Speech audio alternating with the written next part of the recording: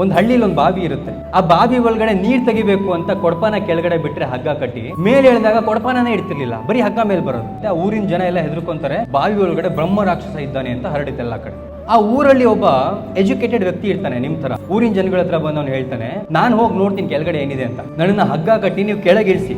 But ಒಂದು ಷರತ್ತು, ಹಗ್ಗ ಇಟ್ಕೊಳ್ಳೋರಲ್ಲಿ ನನ್ನ ಅಣ್ಣ ಮತ್ತೆ ನನ್ನ ತಮ್ಮ ಇಬ್ಬರಿದ್ದಾರೆ, ಅವರಿಬ್ರು ಕೂಡ ಹಗ್ಗ ಇಟ್ಕೊಳ್ಳೋರ ಪೈಕಿ ಅವರಿಬ್ರು ಮುಖ್ಯವಾಗಿರ್ಬೇಕು. ಸೊ ಊರವರೆಲ್ಲ ಒಂದು 10 ಜನ ಸೇರ್ಕೊಂಡು ಅವನ್ನ ಹಗ್ಗಕ್ಕೆ ನೀಟಾಗಿ ಕಟ್ಟಿ ಬಾವಿ ಒಳಗೆ ಇಳಿಸ್ತಾರಂತೆ 10 ಜನ ನಿಧಾನಕ್ಕೆ.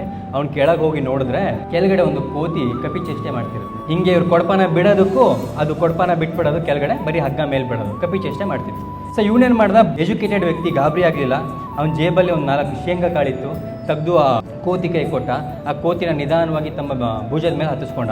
ಎಳಿರಿ ಎಳಿರಿ ಅಂತ ಕೂಗ್ದ. ಸೊ ಹೊರಗಡೆ ಇರೋರಿಗೆಲ್ಲ ಏನಿತ್ತು, ಮೊದಲೇ ಭಯ, ಬ್ರಹ್ಮ ರಾಕ್ಷಸ ಇದ್ದಾನೆ ಅಂತ ಭಯದಲ್ಲಿ ಎಳಿತಿದ್ರು.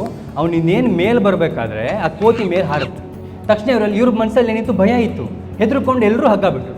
ಬಟ್ ಆ ಹುಡುಗನ ಅಣ್ಣ ತಮ್ಮ ಯಾರಿದ್ರು ಅವರಿಬ್ರು ಹಗ್ಗವನ್ನು ಬಿಗಿಯಾಗಿ ಇಟ್ಕೊಂಡಿದ್ರು. ಅವ್ನು ಬದುಕೊಂಡ. ಅವ್ನು ಹೊರಗಡೆ ಬಂದು ಹೇಳ್ತಾನಂತೆ, ನಿಮ್ಮನ್ನು ನಂಬ್ಕೊಂಡು ನಾನು ಒಳಗೆ ಇಳಿದಿದ್ರೆ ಬಾವಿಗೆ ತಳ್ಳಿಬಿಡ್ತೀರಿ ನನ್ನ ಮಕ್ಕಳ, ನನ್ನನ್ನು ಕಾಪಾಡಿದ್ದೆ ನನ್ನ ಅಣ್ಣ ತಮ್ಮ ಅಂತ.